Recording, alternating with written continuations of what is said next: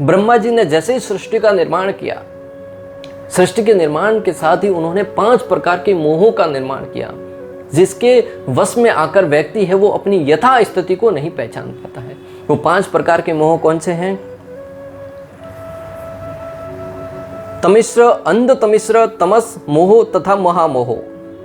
तमिश्र, अंध तमिश्र, तमस, मोह तथा महामोह, ये 5 प्रकार के मोहों से व्यक्ति वो हमेशा ग्रसित रहता है। तो प्रथम है तमिश्र। जीवात्मा भगवान का शाश्वत अंश होने के कारण कभी भी भगवान के समान भोक्ता नहीं बन सकता, किंतु जब ये इसको भूल जाता है और भगवान से समता करने लगता है तो इसकी इस अवस्था दृश्य को तमिश्र कहते हैं। तमिश्र क्या है?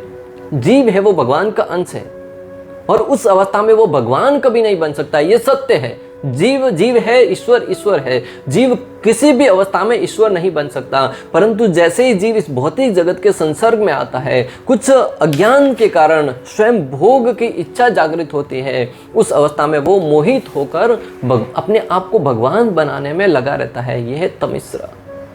दूसरा है अंध तमिश्र। अंध तमिश्र में मृत्यु को परम अंत माना जाता है। जो अंध तमिश्र है उसमें मृत्यु को ही अंत मान लिया जाता है। इसलिए कहते हैं कि जीवन भर जियो तब तक भले उधार लाकर पियो लेकिन घी पियो। अनेक प्रकार के भोगों में लगे रहो, भले किसी से कर्जा लेकर करो, किसी की हत्या करके करो, किसी से कैसे भी उधार लेके करो, परंतु जीवन में मात्र भोग करते रहो। जब तक जीवन है तब तक आपका आनंद लेते रहो। मृत्यु के उपरांत आपका अस्तित्व समाप्त हो जाएगा। यह है अंध तमिश्र। जब तक यह शरीर है तब तक वे भौतिक जीवन का आनंद उठाना चाहते हैं। जब तक ये भौतिक शरीर है तब तक इसका आनंद उठाने में ही व्यस्त रहते हैं। भले ही उस अनेक प्रकार के अनर्थों के कारण जो हम कर्म कर रहे हैं उससे अगले जन्म में हमें अनेक प्रकार के कष्टों का सामना ही क्यों न करना पड़े, परंतु वो अज्ञान में रहने के कारण, अंध तमिश्र रूपी मोहों के रूप में वशीभूत होने के कारण वो ये जान नहीं पाते कि उनका अगला जन्म में इसका भुगतान करना पड़ सकता है। तीसरा मोह है तमस। आत्मा के संबंध में कुछ भी न जानना तमस है। आत्मा के संबंध में कुछ भी नहीं जानना। हम अपनी पहचान इस शरीर और मन से ही कर बैठते हैं और इससे संबंधित ही कार्य करते हैं। यह है तमस। आत्मा के विषय में न तो जानना और न जानने की चेष्टा करना। हम शरीर है, हम मन की मांगों को मांगते रहेंगे और मन की इच्छा अनुसार कार्य करें। मेरे मन को भाया, मैंने जो कार्य मन में आया वो किया। ऐसी अवस्था को तमस कहा जाता है। यह भौतिक जगत भी प्राय तमस कहलाता है, क्योंकि इसके 99% से अधिक जीव आत्मा के स्वरूप से अपरिचित रहते हैं। ये भौतिक जगत भी प्राय तमस कहलाता है। क्यों? इसके 99% लोग हैं, 99% जीव है वो आत्मा के अस्तित्व से अनभिज्ञ रहते हैं। 1% व्यक्ति ही आत्मा के विषय में विचार करके उसके उद्धार के लिए कार्य करते हैं। भगवान श्री कृष्ण स्वयं इसकी घोषणा कर चुके हैं, मनुष्याणाम सहस्रेषु कच्चित यततै सिद्धये यततामपि सिद्धानाम कच्चित माम वेति तत्वतः। हजारों मनुष्य, करोड़ों मनुष्यों में से कोई विरले व्यक्ति ही आध्यात्मिक विषय में ज्ञान अर्जित करने के लिए जिज्ञासा करते हैं, और उन हजारों व्यक्तियों में से कोई विरला व्यक्ति ही मुझे तत्व से जानने का प्रयास करता है और अपनी सिद्धि प्राप्त कर पाता है। स्वतः है मोह। मैं तथा मेरा का विचार मोह है। व्यक्ति जब सोचता है कि मैं और मेरा का विचार, मेरे से संबंधित मेरा परिवार, मेरा देश, मेरा राष्ट्र, मेरा कुल, मेरा समाज, मैं और मेरा से संबंधित व्यक्ति के अंदर जब अनेक प्रकार की धारणा बनी रहती है, उस अवस्था में व्यक्ति मोह को प्राप्त होता है, और वो मोह जीवन में संकटों का कारण बनता है, टकराव का कारण बनता है। जब मैं सोचूंगा मेरा कुल है वही श्रेष्ठ है, मेरा धर्म है वही श्रेष्ठ है, मेरा परिवार है वही सर्वश्रेष्ठ है, उस अवस्था में हम दूसरे की अवस्था को नकार देते हैं और वो एक दूसरे के आपस में वो वैर का कारण बनता है। जब कहते हैं मेरा देश महान है, तेरा देश महान है, दूसरे का भी महान होगा। तेरा महान है ठीक है, परंतु दूसरे का कम तो नहीं हो सकता ना। तेरा परिवार श्रेष्ठ है, हो सकता है दूसरे के लिए उसका परिवार श्रेष्ठ है। जब दोनों परिवारों में उसको लगता है कि हमारा श्रेष्ठ है और सामने वाला व्यक्ति ये स्वीकार नहीं कर पाता है कि तेरे लिए तेरा परिवार श्रेष्ठ है, उसके लिए उसका परिवार श्रेष्ठ है, उस अवस्था में दोनों में झगड़ा होता है। मेरा धर्म श्रेष्ठ है, जब मैं कहता हूँ मेरा धर्म श्रेष्ठ है, क्या सामने वाले का श्रेष्ठ नहीं है? उसके लिए वह धर्म सर्वश्रेष्ठ है। उस अवस्था में दोनों धर्मों में टकराव होता है। इसलिए हमें चाहिए कि अपने धर्म का पालन करें और दूसरे का धर्म का सम्मान करें। पांचवा है महामोह। पांचवा और अंतिम है महामोह। महामोह का अर्थ है भौतिक सुख के पीछे पागल रहना।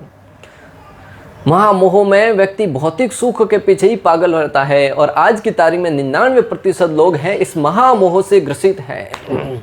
मात्र भौतिक सुख के पीछे ही लालायित रहते हैं। आध्यात्मिकता के विषय में कोई ज्ञान नहीं है। अपने शरीर की मांगों को ही पूर्ण करने में हमेशा लगे रहते हैं। पूरा दिन रात भर गधे की भांति मेहनत करते हैं, मात्र किस लिए? इस शरीर की आवश्यकताओं को पूर्ण करने के लिए। इस शरीर की आवश्यकताओं को पूर्ण करने का आसान तरीके बहुत हैं, फिर भी व्यक्ति भोग जो करना चाहिए वो नहीं कर पाता है। मात्र रोटी कपड़ा मकान के लिए जीवन भर धन कमाता है, ईएमआई भरता है, अनेक प्रकार के लोन लेता है, उसमें ही उसका जीवन चला जाता है। 60-70 साल की उम्र में जाके मालूम पड़ता है कि क्या कर रहा है ये, जीवन क्यों जी रहा है, किस लिए जी रहा है। न तो अपने परिवार को समय दे पाता है, न अपने शरीर के सेहत का ध्यान रख पाता है, न समाज के लिए समय दे पाता है, मात्र कमा रहा है। उद्देश्य पता नहीं क्यों कमा रहा है। जीवन का लक्ष्य क्या है, जीवन में प्राप्त क्या करना है, जीवन में गोल क्या है, कोई पता नहीं है। महामोह के वशीभूत होकर आज पूरा संसार है वो कार्य कर रहा है। मनुष्य भौतिक सुख की विशेष रूप से इस कलयुग में प्रत्येक मनुष्य भौतिक सुख की साज सामग्री संग्रह करने के पीछे दीवाना रहता है। विशेष रूप से भौतिक सुख प्राप्त करने के लिए आज का मनुष्य वो दीवाना रहता है। आज आप देखिए, मरायमान व्यक्ति होता है, मृत्यु की शैया पर लेटा हुआ है, फिर भी उसको भोग करने की इच्छा मन से नहीं जाती। एक बार एक व्यक्ति मृत्यु की शैया पर लेटा हुआ था। अकबर ने बिरबल से पूछा कि व्यक्ति की जो इच्छाएं हैं वो कब तृप्त होती हैं। बिरबल ने कहा कि व्यक्ति मृत्यु के शैया पर लेटा हो तब भी उसकी इच्छाएं हैं वो पूर्ण नहीं होती, इंद्रिय भोग की इच्छाएं हैं वो पूर्ण नहीं होती। अकबर ने कहा कोई प्रमाण? बोले चलिए, आपको प्रमाण की हमेशा आवश्यकता रहती है, प्रमाण देते हैं। बोले आपका एक मंत्री था, वो भी वृद्ध हो गया, मृत्यु की शैया पर लेटा हुआ है, चलो आज मिलके आते हैं। परंतु बोले अपनी जो कन्या है, अपनी पुत्री है जो युवा अवस्था में, उसको साथ लीजिएगा।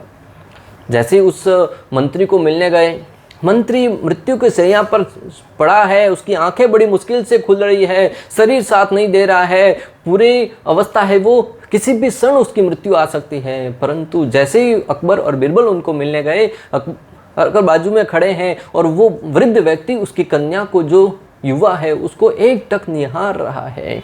बिरबल ने कहा देखो आपके प्रश्न का उत्तर यहाँ पे मिल गया।